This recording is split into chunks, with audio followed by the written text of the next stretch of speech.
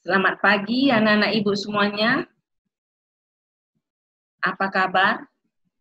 Semoga kalian semuanya dalam keadaan sehat ya. Nah, sebelum kita memulai pembelajaran kita, marilah kita mengawali segala aktivitas kita dengan doa. Berdoa dimulai. Berdoa selesai. Baiklah, Ibu memperkenalkan diri terlebih dahulu. Nama Ibu Titi Lestari, berasal dari SMP Negeri 3 Medan. Nah, saat ini kita akan belajar bahasa Indonesia. Minggu yang lalu kita sudah membahas mengenai teks ulasan. Ibu yakin anak-anak Ibu semuanya sudah paham. Nah, Ibu melihatnya dari jawaban-jawaban atas pertanyaan-pertanyaan yang Ibu berikan. Nah, semuanya sudah benar, berarti kalian semua sudah paham. Nah, saat ini kita akan belajar mengenai teks persuasif. Pernahkah kamu terbujuk atau membujuk seseorang untuk berbuat sesuatu? Nah, itu artinya kamu sudah cukup akrab dengan hal-hal yang persuasi. Itu berarti pula persuasi bukan lagi hal yang asing bagi kehidupan kalian. Bahkan kemampuan untuk mempengaruhi orang sangat penting kamu kuasai. Misalnya, dalam kegiatan berbicara di depan umum. Sebelum melanjutkan pembelajaran kita lihat dulu kompetensi dasar yang akan kita bahas. Ya, kompetensi dasar yang akan kita bahas pada saat ini adalah mengidentifikasi jenis saran, ajakan, arahan, dan pertimbangan tentang berbagai hal yang positif atas permasalahan aktual dari teks persuasi. Menelaah struktur dan kebahasan teks persuasi yang berupa saran, ajakan, dan pertimbangan tentang berbagai permasalahan aktual. Menyimpulkan isi saran, ajakan, arahan, pertimbangan tentang berbagai hal positif permasalahan aktual dari teks persuasi. Menyajikan teks persuasi, saran, ajakan, arahan, dan pertimbangan secara tulis dan lisan dengan memperhatikan struktur kebahasaan atau aspek lisan. Nah, selanjutnya kita sampai pada tujuan pembelajaran. Tujuan pembelajaran kita pada hari ini adalah mengidentifikasi jenis saran, ajakan, arahan, dan pertimbangan tentang berbagai hal positif atas permasalahan aktual dari teks persuasi. Tujuan yang kedua adalah menelaah struktur dan kebahasaan teks persuasi. Yang ketiga adalah menyimpulkan teks persuasi. Tujuan yang keempat adalah menyajikan teks persuasi. Nah, kita lanjut pada materi pengertian teks persuasi. Nah, teks persuasi itu adalah merupakan paragraf persuasi yang merupakan jenis paragraf yang bersifat mengajak, menghimbau, dan mempengaruhi dengan mencantumkan fakta, bukti, dan kalimat ajakan. Nah, kemudian apa itu tujuannya? Tujuan dari teks persuasi. Teks persuasi itu tujuannya adalah bertujuan agar pembaca yakin bahwa ide, gagasan, ataupun pendapat tersebut adalah benar dan terbukti, juga melaksanakan apa yang menjadi ajakan dari ide tersebut. Nah, kita sampai kepada ciri-ciri paragraf persuasi. Nah, yang merupakan ciri paragraf dari teks persuasi adalah yang pertama, paragraf ini disertai alasan yang kuat, bukti fakta, dan bukti untuk memperkuat rujukan. Yang kedua, memiliki kalimat yang bersifat mengajak pembacanya untuk melakukan apa yang sudah dituliskan dalam paragraf tersebut. Dan yang ketiga, terdapat kata-kata seperti ayo, marilah, sebaiknya, dan lain sebagainya untuk mempengaruhi pembaca. Yang keempat, paragraf persuasi umumnya adalah menghindari kemungkinan adanya konflik. Nah, sehingga pembacanya merasa dimanjakan. Materi yang selanjutnya adalah mengenai jenis-jenis paragraf teks persuasi. Nah, pada paragraf persuasi, jenis-jenisnya yang pertama adalah paragraf persuasi politik. Nah, paragraf persuasi politik adalah paragraf yang untuk mencapai tujuan politik ataupun kenegaraan. Dan yang kedua adalah paragraf persuasi pendidikan. Nah, pada paragraf ini, paragraf persuasi pendidikan ini bertujuan untuk tujuan pendidikan.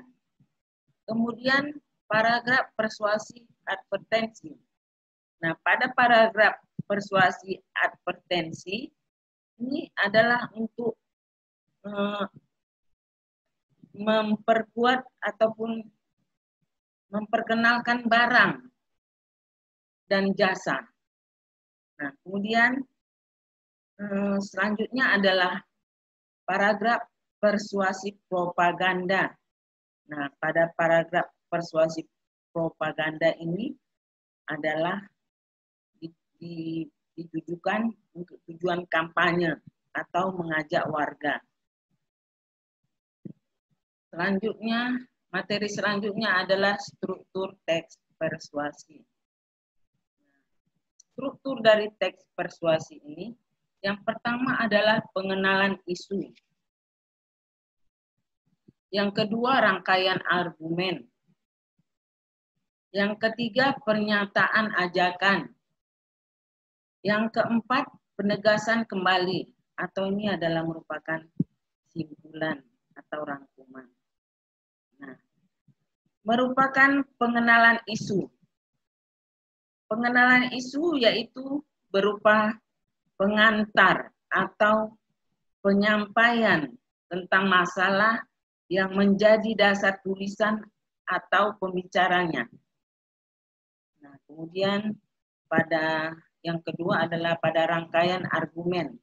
Nah, yakni berupa sejumlah pendapat atau penulis, pembicara yang terkait dengan isu yang dikemukakan pada bagian sebelumnya. Nah, pada bagian ini dikemukakan pula sejumlah fakta untuk memperkuat argumen-argumennya. Yang ketiga adalah pernyataan ajakan. Nah, ini artinya sebagai inti dari teks persuasi yang di dalamnya dinyatakan sebagai dorongan kepada pembaca atau pendengarnya untuk melakukan sesuatu. Pernyataan itu mungkin disampaikan secara tersurat maupun disampaikan secara tersirat.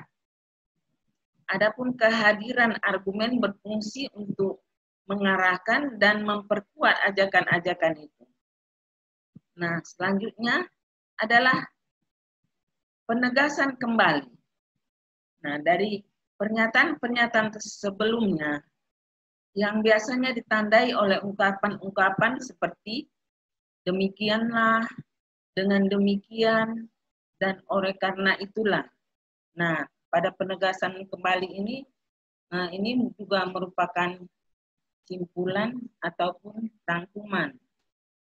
Nah, di sini ada sebuah contoh teks persuasi. Judulnya adalah buanglah sampah pada tempatnya.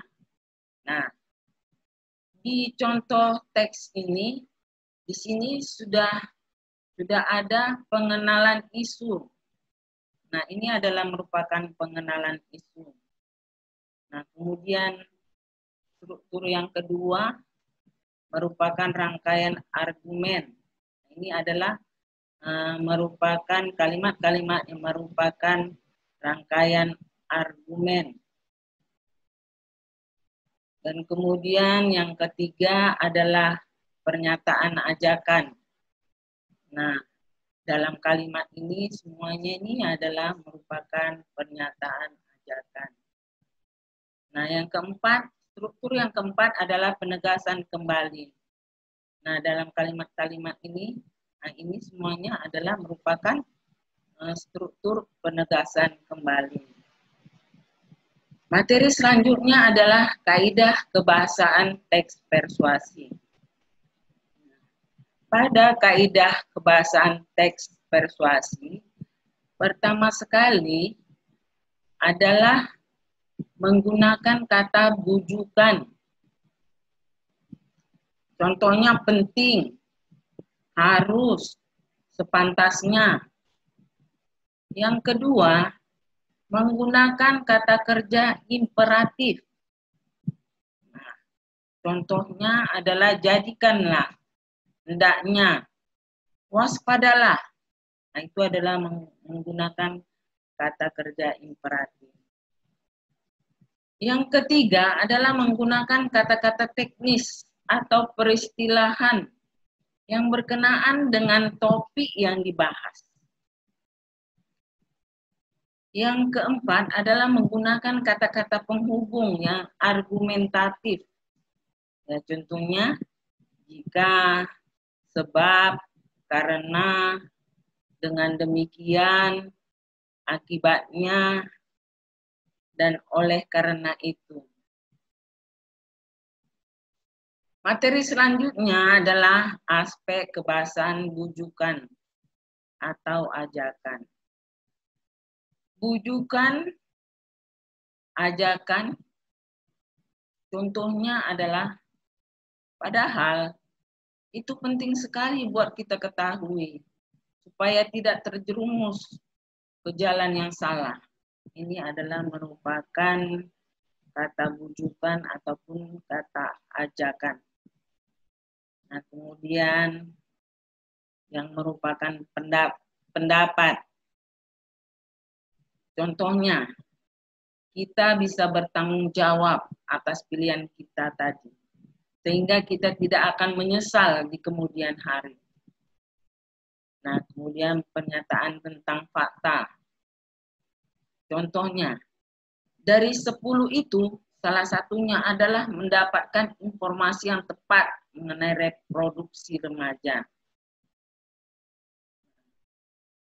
Kemudian di sini ada contoh kata-kata teknis atau istilah.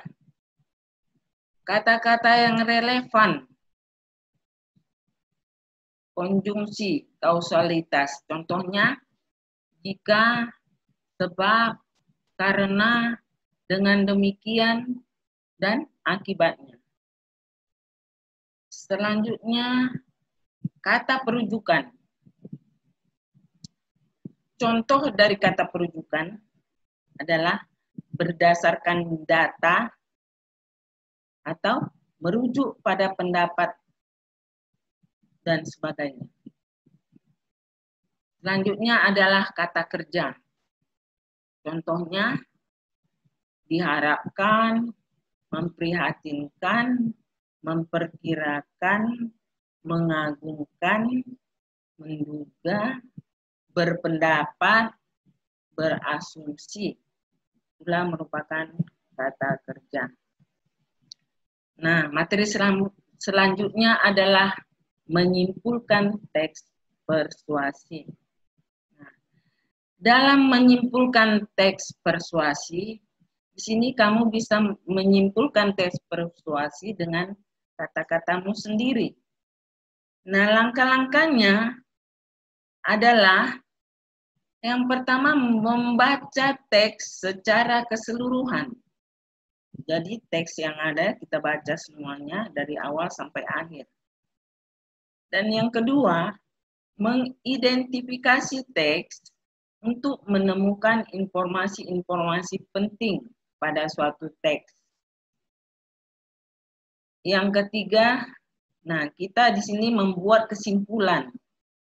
Nah, caranya, informasi-informasi yang penting yang kita peroleh pada suatu teks, ini disusunlah ini menjadi satu paragraf yang padu. Maka kita bisa menyimpulkan sebuah teks persuasi dengan kata-kata sendiri. Materi selanjutnya adalah kita akan menulis teks persuasi. Nah, dalam menulis teks persuasi ada langkah-langkah yang harus kita perhatikan. Yang pertama adalah menentukan tema dan topik karangan. Yang kedua, menentukan tujuan yang mendasari dari masalah yang diceritakan. Yang ketiga, menyimpulkan data, fakta, dan pendapat yang mendukung keseluruhan cerita. Inilah langkah-langkah yang kita gunakan untuk menulis teks persuasi. Nah, di sini ada contoh teks persuasi sesuai dengan struktur teks persuasi. Nah, dalam teks ini, di sini sudah ada pengenalan isu. Kemudian di sini sudah ada rangkaian argumen. Kemudian pada teks ini juga sudah ada pernyataan ajakan. Dan yang terakhir sudah ada penegasan kembali. Nah, berdasarkan teks ini, berarti teks ini sudah mengikuti struktur dari teks persuasi. Jadi demikianlah pembelajaran kita pada hari ini. Ya, semoga kalian semua dapat memahaminya. Dan untuk pelajaran selanjutnya, kamu akan mempelajari mengenai teks drama. Jadi, Ibu sudahi dengan sekian dan terima kasih. Salam sehat dan tetap semangat.